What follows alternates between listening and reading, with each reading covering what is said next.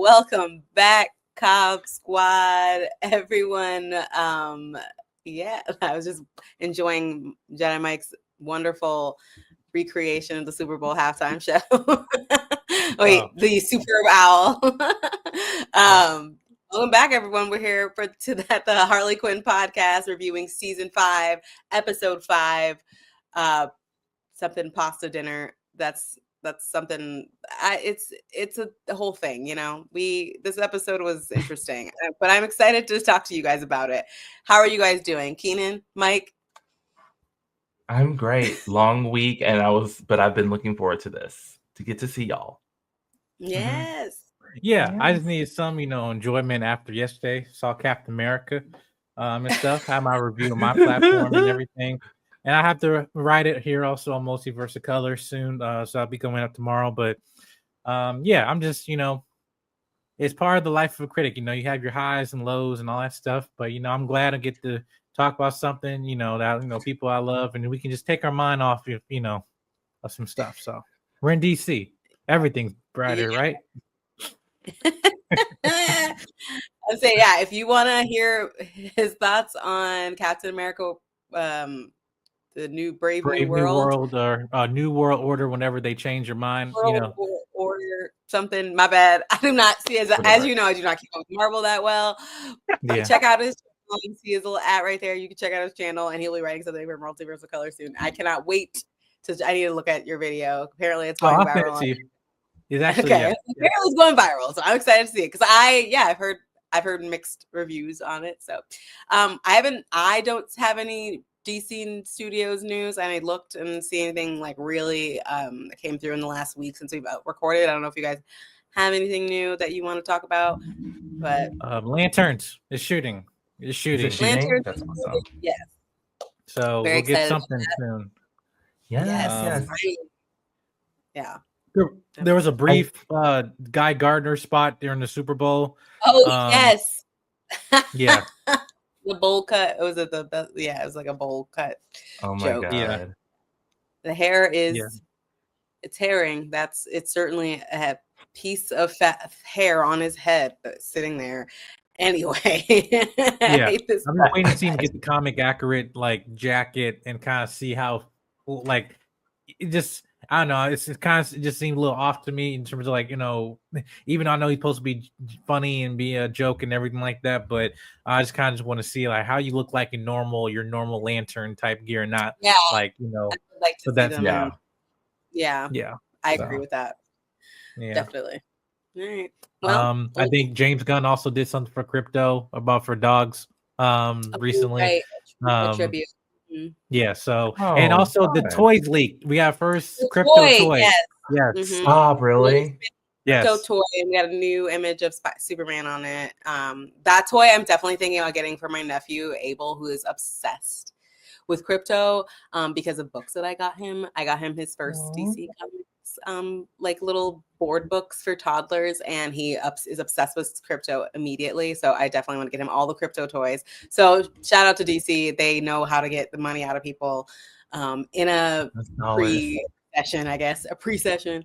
But yeah, if you guys want to dive into this episode, because I know I have opinions and I know Mike has opinions. And I'm curious to hear what Keenan thinks. So yeah, what did you guys think overall of this episode, Mike? Oh, that is hilarious. This episode sucked, man. Listen, I had somebody in the comments, when I did my series review, was someone commented, "Is this trash still going on?" Well, for 5 seasons, it must be doing something right. But then I'm like, you have this, I'm like, yeah, they forgot to take some trash out and left it, stick over there. You know how the smell is when you don't throw trash out in the kitchen and start to get, and then you get mad at your spouse, say, "Hey, I put the trash out by the door. Why didn't you take it?" Like, "Oh, sorry, I thought you weren't not finished because you have most stuff you got to put in there." But you forget it and it gets more stinkier. Now you both frustrated. So that's what happened here. I forgot, it's like we had the stench of Gotham City come back, yes, and understand Harley is great and all that. But I thought the thing we liked is that, hey, we don't have to have Harley just being relied on all, bat family characters. What we do is all Bat family characters, and it's the more Bat family ridiculousness, the Lazarus, the Jasons, the Todds, the Damian Waynes, and the and the Grayson. Surprise, surprise. So yeah, and again, this is welcome to your first Batman story. I hope if you haven't been down this road before, but we have been through it many times as DC fans. So yeah, yeah, I don't know what to say with this. You said a lot, and I appreciate it.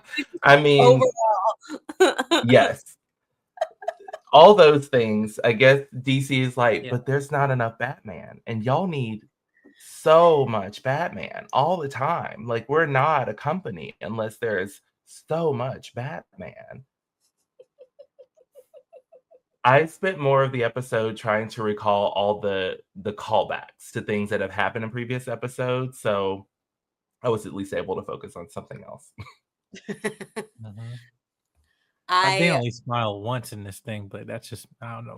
I mean, I laughed at some of the dumb jokes, but that's the point of the show, right? Kind of turn your brain off at some of the dumb jokes. Yeah. I will say, for other people who feel the same way, I'm suspecting that a lot of people are going to feel somewhat similar, maybe. I don't know. Episode 6, the one after this, is my favorite episode of the season. Ooh. This is my least favorite episode of the season. Number 6 is my favorite. And I'm not saying why, but it is. The whiplash I had between these two episodes, it was wild. I was like, I did not like this episode whatsoever. As soon as I saw that Joker was involved, and like I feel like they just threw Lois in there because like it's in Metropolis. We have to have a Metropolis character in here. But otherwise, this entire episode could have happened in Gotham. You wouldn't know a single difference. I was just like, this didn't feel like at all like it fit with this season at all. It felt like they were wrapping up last season. They could have done a majority of this at the beginning of the season still in Gotham. I don't know. I just did not feel like this fit. Like with all the reveals and I'm sorry, but I hate Macaroni Man. The macaroni is stupid. I'm sorry. I hate it so fucking much. I hate macaroni. It's the stupidest thing. And I tolerate some dumb shit in the show. I will tolerate so much dumb shit. I will tolerate it. But this, I thought macaroni was dead and gone. I hope this is the last we ever see of macaroni. I fucking hate macaroni. In my notes I wrote, not macaroni. Oh my God. Yeah. I fucking hate the character. Like, and also it's so insulting. I get that this Bruce character is like a dipshit and like inconsiderate, but like I hate that he didn't even know Alfred's last name. That's like so fucked. I don't know why that bothered the fuck out of me. He would know Alfred's name. Alfred raised him. Like I get the point of like, oh, he's a rich asshole. He doesn't care. No, but then you make the same point where he's like, oh, you're my son. Dad. Like what? It just doesn't. It didn't jive with the character they were trying to create. They were trying to be like, oh, he really does care about his sons, but doesn't know Alfred's last name. That doesn't work. For me, it didn't work. It didn't work. Yeah. It didn't work. It was disrespectful. Yes, and it's just like, and I get that that's where like him roiding out on Bane Venom was like, that was like kind of in reaction to that, and like him like lashing out at the villains, but like. I feel like he should have just been slapping the shit out of Bruce. Like, you know my last name, bitch. Like, what is happening? I don't know if I liked anything about this episode. Like, Poison Ivy was nerfed the entire episode. Yeah. Like, I love that Lois was a part of it and she was just like, deuces, like, bye. But like, I just feel like it was just, I don't know if I liked anything about this episode. I love that Sean Shark called them his cool queer aunties. I think that was adorable. I liked the Red X moment it certainly was a reveal. Was it a good one? I don't know. Disappointing. It was a reveal. Let's talk about it. I know from a comics and Teen Titans perspective, Red X is actually it's more of a Teen Titans thing than a comics, but they brought him into the comics later on. But let's talk about Red X, the whole Red X thing. Like, let's talk about it. How do you guys feel about that reveal and Dick and whatever, all that stuff? Keenan? Called it. Yeah, you did. Yeah, so we were chatting about that. I was like, yeah, especially, again, I only know Red X from the Teen Titans cartoon. And so I was like, okay. I didn't see that it was going to be Alfred that brought him back. And we didn't know that, right? We didn't know that. No, right? we didn't. Okay. We just threw that in there. I was like, wait a minute. And they show like a picture of Talia when they're in Damien's room. So I was like, oh, are we going to see Talia at least? No. No. Mm-mm. But that was it. I was like, I guess this is his Red Hood moment, is what I wrote in my notes. Yeah. So you mentioned Jason. They literally have a shot like we're looking at Jason, and then it's like, oh yeah, that's the other one I killed. And it's like, oh, and then again, okay, listen, I get this whole Joker knowing Bruce's identity and all that from season 1, but like it's ridiculous. Motherfuckers in his house with his son and his also blood related son. Just like you have it just.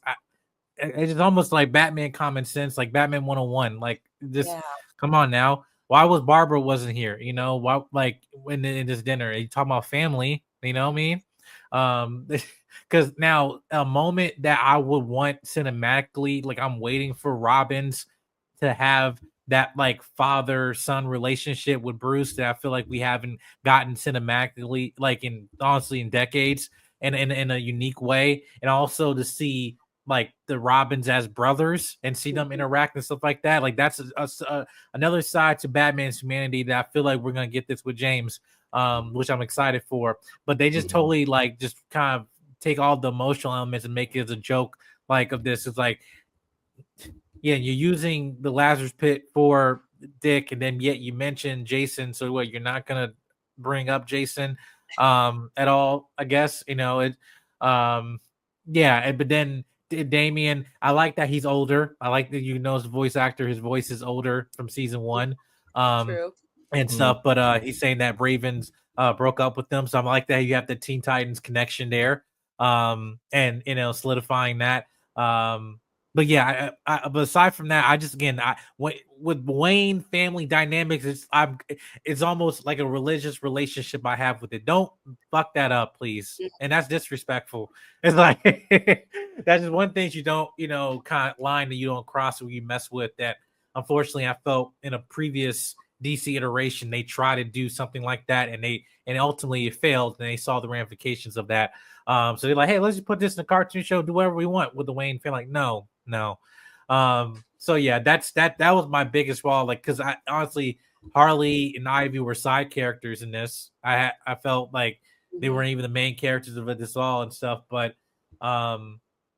yeah, and the King Shark, child is there, just there for the sake of what, But yeah, I don't know. I was just kind of disappointed with it, but that's a good point, Mike.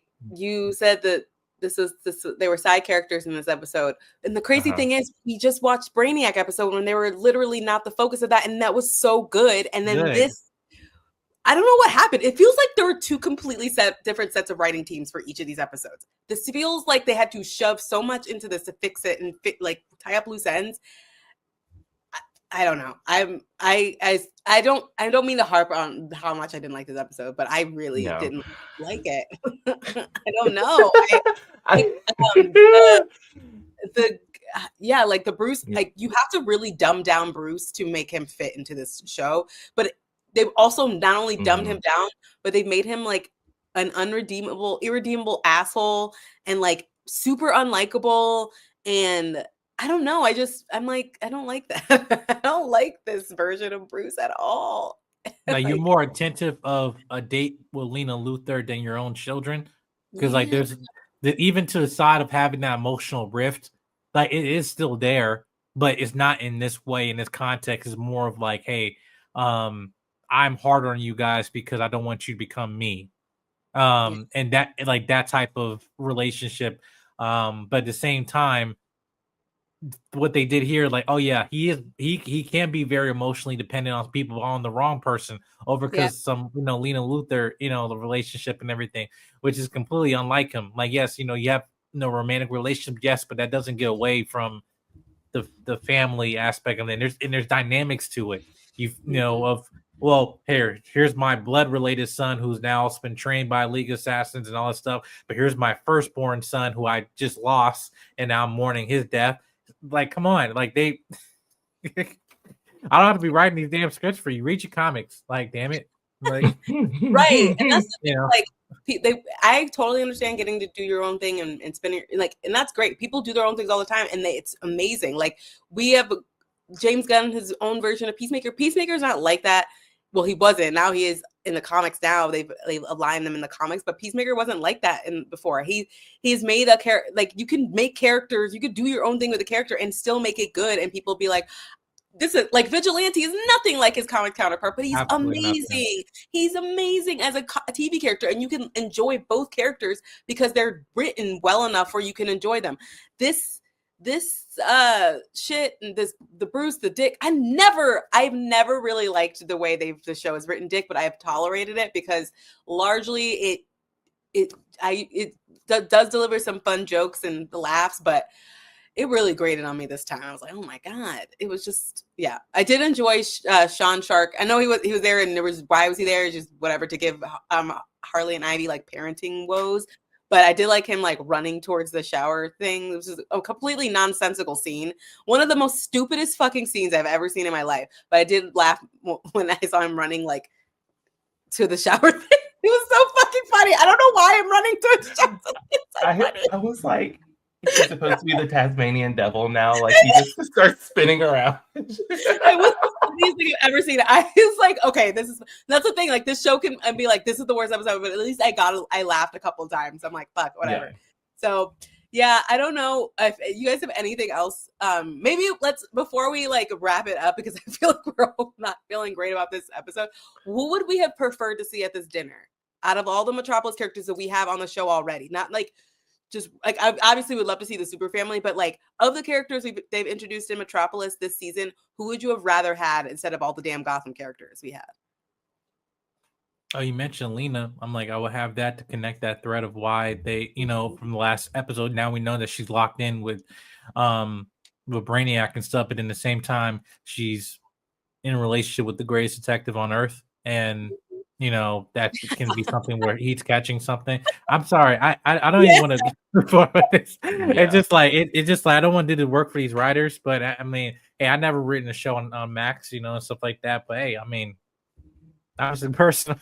I'm just a critic on YouTube. Who do I know, right? I just been a fan for most of all my life, over 25 years. Like yeah,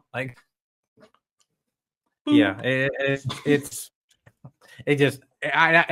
the thing. I told this to Keen. I hate it when I'm right, and now when I've kind of matured my critic brain of actually seeing plot holes for days now, like before they arrive and everything. And in the naiveness of it all, where I'm just like, listen, if you don't know anything about DC and all that stuff, you can understand. But there's like certain unspoken foundational rules you do not do. You don't mess with certain characters like this. There's creative liberties. Matt Reeves has his creative liberties and stuff, and he's succeeding in that. This is not one of them. This is low-key disrespectful to the DC universe. And even though it's one episode, burn it all. This is one episode of a Harley Quinn show. I get it, but it's just like, okay, you poke the bear far too much now, and stuff, and yeah, it's. Well, I'm hoping that we have wrapped up all things Gotham and Bat family related. It was Alfred all along. We can move forward. And the only good thing I have to say about this episode is that I feel like I'm going to get a lot of Lois in the next episode. And this episode is getting me to that. It's getting me to having Harley in the newsroom. And I don't know how I'm like, okay, so next week needs to get here. Which is tomorrow. I will say that this terrible episode did produce a really fun episode today. I think this is one of the funniest episodes we've done this season. Yeah, I will say that I would have preferred to have seen, I would have preferred to see Lena or Jimmy, like just doing whatever. I don't know. Anyone could have been there. I guess you could just be grateful they didn't somehow include Clayface and Bane and the Riddler and Clock King and fucking Kite Man would have shown up somehow. I don't know. But anyway. Yeah. So before we wrap this up. I'll say visit multiversalcolor.com because Jedi Mike is going to be writing a review of the new Captain America movie. And also check out all of the stuff we have on there. Rewind podcast. I have a book review of Marvel Comics for Dummies coming soon. I'm a writer, and I read the book. And listen, you guys, I was like, I want to read that. It's actually really good. I told the PR person, I was like, I'm the perfect person to review this because I don't know shit about Marvel Comics, and it was actually really educational. So actually, for Wiley's doing a bunch of different Marvel branded for Dummies books. Captain America for Dummies just came out. Marvel Comics for Dummies is coming soon. And then Avengers and Fantastic Four will be coming the rest of this year. But yeah, you can check my review out. You can check out his review, and you can check out the Rewind podcast and all the other podcasts. Supergirl's still releasing some cool stuff, as well as like Lady Genevieve's like reviews and Jordan's Chainsaw Reacts reviews and Phil's reviews. Got lots of stuff on the website. Go check it out. You can subscribe to all of our podcasts. Follow us on @Multiverse of Color, @DC Studio Podcast. Yeah. Before we go, where can our listeners find you, Keenan? You can find me on Blue Sky and Instagram @KeeksOnCamera. Where can our listeners find you, Mike? You can find me on YouTube, Instagram, all socials, @JediMike7. Brought to you by Soa Media. We got more videos, stuff coming through, and video essays are actually doing very well. And I'm kind of getting more on the Marvel, DC, more analytical side of breaking these movies down for dummies. But like, synergy. Yes. So I'll be making more of those and stuff like that. So make sure you check it out everywhere at JediMike7. Yes. You can find me at Vanessa Shark on everything, except for not Twitter. I'm done with that, so don't follow me on there. But you can follow me on Blue Sky. I'm trying to be a little more active on there. I'm also on Instagram, Threads, and you can follow me on Tumblr if you're on there. I also have a Vanessa Shark account on Tumblr. I do absolutely nothing on. Yeah. You can check out our reviews, all of our stuff on multiverseofcolor.com. And yeah, till next time. Until episode 6, which I'm very excited to talk about. See ya. Bye. Bye.